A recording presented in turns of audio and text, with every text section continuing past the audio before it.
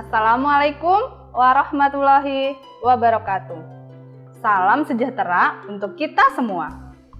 Apa kabar anak-anak Ibu kelas 6? Semoga kalian semua dalam keadaan sehat. Hari ini kalian akan kembali lagi belajar dengan Ibu Dian di program TV kesayangan kita, yaitu TV Tabalong.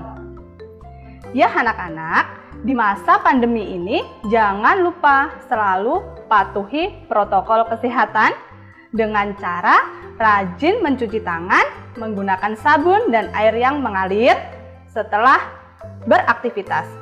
Dan jangan lupa menggunakan masker saat bepergian. Dan selalu jaga jarak serta hindari dari kerumunan. Ya anak-anak Ibu yang cerdas, sebelum kita mulai pembelajaran hari ini, mari kita berdoa terlebih dahulu. Berdoa menurut agama dan kepercayaan kita masing-masing. Berdoa, mulai. Berdoa, selesai. Ya, anak-anak Ibu yang hebat, apakah kalian hari ini sudah siap untuk belajar? Kalau sudah siap belajar, hari ini kita akan belajar tema 2, persatuan dalam perbedaan, subtema 3, bersatu kita teguh. Dengan materi pembelajaran membuat kalimat efektif dengan kosakata baku serta hidup rukun dalam keberagaman. Adapun tujuan kita hari ini adalah yang pertama, supaya kalian mampu mengidentifikasi ciri-ciri kalimat efektif dengan benar. Yang kedua, agar kalian mampu menuliskan peristiwa penting menggunakan aspek apa, di mana, kapan, siapa, mengapa, dan bagaimana, serta memperhatikan penggunaan kosakata baku dan kalimat efektif. Yang ketiga, agar kalian mampu menyebutkan contoh hidup rukun dalam keberagaman. Baiklah anak-anak Ibu yang hebat, apakah kalian semua sudah menyiapkan buku dan pena kalian? Jika sudah, simak baik-baik pembelajaran dari Ibu hari ini ya. Jangan lupa catat hal-hal yang kalian anggap penting. Ya, anak-anak Ibu yang cerdas, sebelum kita mempelajari kalimat efektif, sebaiknya kita ingat kembali kata baku dan tidak baku. Kata baku adalah kata yang sesuai dengan pedoman atau kaidah bahasa yang telah ditentukan.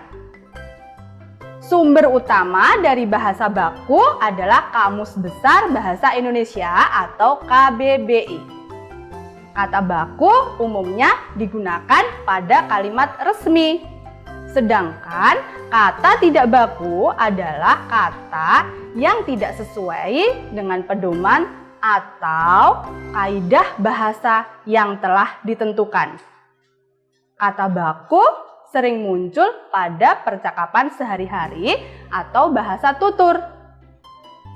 Nah, suatu kata bisa disebut dengan kata tidak baku jika kata yang digunakan tidak sesuai dengan kaidah bahasa Indonesia. Nah, berikut ciri-ciri kata baku dan tidak baku. Ciri-ciri kata baku. Yang pertama, bentuknya tetap dan tidak berubah. Yang kedua, tidak terpengaruh bahasa asing ataupun bahasa daerah. Yang ketiga, penggunaannya sesuai konteks dalam kalimat dan biasanya bukan bahasa yang digunakan percakapan sehari-hari. Serta memiliki arti yang pasti, tidak rancu dan tidak berlebihan. Untuk ciri-ciri kata tidak baku, yang pertama, bentuknya mudah berubah. dipengaruhi oleh bahasa daerah dan bahasa asing. Nah, umumnya digunakan dalam percakapan sehari-hari, serta dia dipengaruhi oleh zaman. Ya. Dalam membuat kalimat efektif dengan kosakata baku, kita harus mengingat dulu. Apakah kalian ingat apa itu kalimat efektif? Kita sudah belajar sebelum ini. Jadi kalimat efektif adalah kalimat yang dibuat sesuai dengan ejaan bahasa yang benar dan menggunakan tanda baca yang tepat. Nah, selain itu, pembuatan kalimat efektif menggunakan pilihan kata atau diksi yang tepat. Kenapa kita menggunakan pilihan diksi yang tepat? Agar mudah dipahami oleh pembaca maupun pendengarnya. Nah, kita ingat kembali ya, ciri-ciri kalimat efektif. Ciri-ciri kalimat efektif yang pertama, memiliki unsur pokok kalimat sekurang-kurangnya terdiri dari subjek dan predikat. Yang kedua, taat pada aturan ejaan yang berlaku. Yang ketiga, hemat menggunakan kata, hindari penggunaan kata yang tidak perlu, serta menggunakan struktur bahasa yang tepat. Dan harus menggunakan pilihan kata atau diksi yang tepat. Berikut Ibu tampilkan contoh kalimat efektif dan tidak efektif. Untuk kalimat efektifnya, saya suka membaca dan bernyanyi. Nah, kalimat efektifnya, saya suka membaca dan suka bernyanyi. Nah, di situ ada kelebihannya, ada ditambah dan, jadi menjadi tidak efektif karena dia menambahkan bahasa yang tidak perlu. Yang kedua, para siswa belajar kelompok di taman. Tidak efektifnya, para siswa-siswa belajar kelompok di taman. Jadi hilangkan kata siswanya. Kalau sudah para siswa, berarti siswa-siswa tidak perlu lagi. Yang ketiga, pembangunan gedung itu membutuhkan banyak biaya. Tidak efektifnya, dalam pembangunan gedung itu membutuhkan banyak biaya. Jadi dihilangkan kata dalam. Nah, anak-anak Ibu yang hebat, setelah kalian mendengarkan penjelasan Ibu pada hari ini, Ibu yakin kalian bisa membuat kalimat efektif. Sebelum kalian membuat kalimat efektif, mari kita simak teks bacaan berikut ini. Dari teks itu nanti kalian dapat membuat kalimat efektif dan kosakata baku melalui peta pikiran. Nah, silakan simak.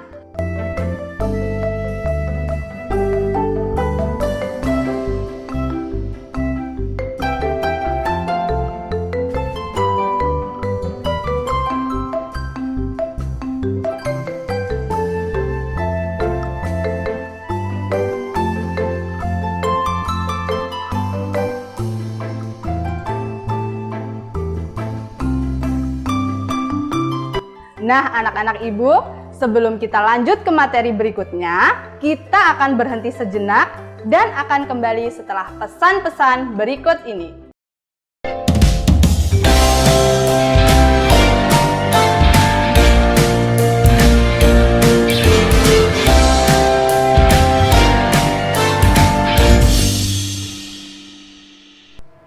Baiklah anak-anak Ibu, kita akan kembali melanjutkan pembelajaran kita hari ini. Nah, setelah kalian tadi menyimak teks bacaan yang tadi, kita akan lanjutkan membuat peta pikiran berdasarkan teks bacaan dengan menggunakan kalimat efektif melalui kata tanya Adik Simba. Apa, di mana, kapan, siapa, mengapa, bagaimana. Nah, ini contoh peta pikirannya. Jadi tadi judul teks bacaan tadi bersatu untuk menjadi bangsa yang berdaulat. Kita bisa membuat informasi dari kata tanya apa menjadi negara merdeka dan berdaulat dalam bingkai NKRI merupakan cita-cita proklamasi. Itu dari pertanyaannya, apa yang merupakan cita-cita proklamasi. Yang kedua, siapa? Dari kata tanya siapa, bisa kita peroleh informasi menjaga persatuan dan kesatuan bangsa merupakan kewajiban bagi seluruh rakyat Indonesia. Jadi pertanyaannya, siapa yang mempunyai kewajiban untuk menjaga persatuan dan kesatuan bangsa? Yang ketiga, dari kata mengapa kita peroleh informasi persatuan dan kesatuan merupakan hal yang sangat penting baik dalam rangka merebut, mempertahankan maupun mengisi kemerdekaan. Kemudian dari kata bagaimana dapat kita peroleh informasi bangsa Indonesia telah membuktikan bahwa dengan persatuan dan kesatuan kita mampu menghadapi para penjajah dan akhirnya meraih kemerdekaan. Dari kata kapan kita memperoleh informasi, sejak zaman dahulu para tokoh bangsa tidak henti-hentinya mengajak seluruh lapisan masyarakat untuk bersatu meraih kemerdekaan, baik melalui surat kabar maupun pidato di depan ribuan rakyat Indonesia. Nah, itulah tadi peta pikiran yang dapat kita buat dari teks bacaan tadi. Bersatu untuk menjadi bangsa yang berdaulat. Jadi, kita harus bersatu dulu. Jadi, hidup rukun dalam perbedaan merupakan landasan terciptanya persatuan dan kesatuan bangsa. Indonesia merupakan negara yang memiliki jumlah penduduk lebih dari 270,6 juta jiwa. Selain jumlah yang banyak, Indonesia juga merupakan negara dengan berbagai keberagaman. Misalnya, keberagaman budaya, agama. Nah, setiap daerah di Indonesia memiliki budaya dan kebiasaan yang berbeda dengan daerah lainnya. Perbedaan dan keberagaman tersebut tidak membuat Indonesia terpecah belah. Hal tersebut tercermin pada semboyan Bhinneka Tunggal Ika yang artinya berbeda-beda tetapi tetap satu jua. Nah, perbedaan dan keberagaman di Indonesia itu merupakan sebuah anugerah yang diberikan oleh Tuhan. Jadi Tuhan telah memberikan kemampuan kepada manusia untuk saling mengenal, menghargai, dan menghormati satu sama lain. Sikap itulah yang menciptakan kerukunan dalam keberagaman. Hidup rukun merupakan landasan untuk menciptakan persatuan dan kesatuan antar warga. Jadi masyarakat Indonesia telah menerapkan kerukunan sejak dahulu. Sebagai contoh, ketika seluruh rakyat Indonesia bersatu untuk mengusir penjajah. Jadi masyarakat pada waktu itu memiliki kesadaran bahwa persatuan dan kesatuan merupakan jalan untuk merebut kemerdekaan. Mereka memahami bahwa perbedaan itu bukan merupakan suatu penghalang. Nah, inilah sikap yang mencerminkan kerukunan dalam perbedaan. Ketika sebagai generasi muda perlu menerapkan sikap-sikap tersebut dalam kehidupan sehari-hari. Nah, tahukah kalian bahwa bermain bersama dengan teman-teman yang berbeda secara damai dan saling menghargai adalah cerminan hidup rukun. Jadi hidup rukun merupakan landasan terciptanya persatuan. Hari ini, Udin, Siti, Dayu, Beni, Edo, dan Lani bermain bersama untuk menunjukkan kehidupan saling menghargai, saling membantu, dan saling bekerja sama. Dan saling belajar tentang budaya lain. Mereka belajar salah satu permainan tradisional dari Nusa Tenggara Timur, yaitu Rangku Alu. Permainan ini membutuhkan keterampilan melompat yang baik. Nah, coba bagaimana cara bermain Rangku Alu? Ayo kita pelajari bersama-sama. Jadi ini adalah permainan Rangku Alu. Cara bermain Rangku Alu, kita harus sediakan alat, yaitu 4 buah bambu dengan panjang 2 meter. Cara bermainnya, permainan terdiri atas 2 kelompok, yaitu kelompok yang bermain dan kelompok yang menjaga. Kelompok yang menjaga menggerak-gerakkan bambu, yaitu 4 orang berjongkok, membentuk bidang persegi dan memegang 2 buah bambu sambil menyanyi. Kemudian, kelompok pemainnya yang mendapat giliran bermain akan melompat di sela-sela bambu. Mereka harus menghindari jepitan dari bambu. Pelompat akan masuk dalam bidang persegi dan melompat-lompat sesuai irama. Buka tutup bambu. Nah, itulah tadi cara bermain Rangku Alu. Nah, setelah kalian mengetahui cara bermain Rangku Alu, anak-anak ibu yang hebat pasti bisa mempraktekkan. Jadi kalian bisa mempraktekkan di rumah kalian. Nah, ibu harapkan setelah kalian bermain Rangku Alu, kalian bisa semakin erat tali pertemanan kalian bersama teman-teman. Semakin kompak dan selalu menjaga persatuan dan kesatuan meskipun dalam keberagaman. Nah, anak-anak ibu, sebelum kita lanjut ke materi berikutnya, kita akan berhenti sejenak dan akan kembali setelah pesan-pesan berikut ini.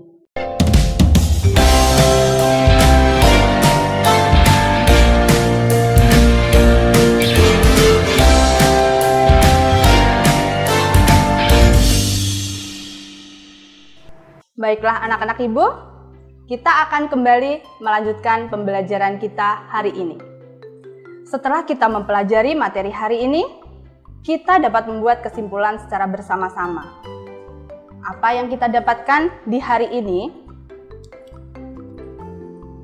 Jadi, kita belajar kata baku. Kata baku adalah kata yang sesuai dengan pedoman dan kaidah bahasa yang telah ditentukan. Kemudian kalimat efektif. Apa itu kalimat efektif? Kalimat efektif adalah kalimat yang dibuat sesuai dengan ejaan bahasa yang benar dan menggunakan tanda baca yang tepat. Indonesia merupakan bangsa yang kaya akan keberagaman. Contohnya, keberagaman agama, budaya, suku bangsa, dan adat istiadat. Perbedaan keragaman tersebut tidak membuat Indonesia terpecah belah. Hal itu tercermin dalam semboyan Bhinneka Tunggal Ika yang memiliki arti berbeda-beda tetapi tetap satu jua. Contoh hidup rukun dalam keberagaman antara lain menghormati dan menghargai teman yang berbeda suku, agama, budaya, hidup saling bekerja sama untuk tujuan bersama, serta saling menyayangi antar sesama. Nah, anak-anak ibu yang cerdas, untuk mengukur kemampuan mengenai materi yang ibu sampaikan hari ini, ibu akan memberi latihan soal kepada kalian. Tugas yang pertama, buatlah kalimat efektif dengan kalimat tidak efektifnya. Tuliskan kalimat tersebut pada kolom yang sudah disediakan. Kemudian, lakukan pengamatan di sekitar tempat tinggalmu. Catatlah keberagaman yang telah kalian temukan. Kemudian, apa saja bentuk kerukunan yang terjalin di lingkungan tempat tinggalmu. Terus, bagaimana cara menjaga kerukunan di lingkungan masyarakat? Nah, itu tadi adalah soal untuk kalian kerjakan. Silahkan kalian boleh mengumpulkan kepada guru kalian masing-masing. Oke anak-anak? Baiklah, dengan soal latihan yang Ibu berikan tadi, maka berakhirlah pembelajaran kita hari ini. Semoga apa yang kita pelajari hari ini, kalian bisa mengaplikasikannya dalam kehidupan sehari-hari kalian dan bermanfaat untuk kita semua. Apabila ada salah kata dari Ibu minta maaf. Semoga anak-anak Ibu selalu semangat meskipun belajarnya dari rumah. Sebelum kita akhiri pembelajaran kita, mari kita berdoa terlebih dahulu sesuai dengan agama dan kepercayaan kita masing-masing. Berdoa, mulai. Selesai. Ya, anak-anak, di masa pandemi ini, Ibu tidak bosan-bosan untuk selalu mengingatkan kepada kalian semua untuk selalu mematuhi protokol kesehatan dengan cara rajin mencuci tangan menggunakan sabun dan air mengalir setelah beraktivitas, menggunakan masker saat bepergian, dan selalu jaga jarak serta hindari dari kerumunan. Terima kasih. Wassalamualaikum warahmatullahi wabarakatuh.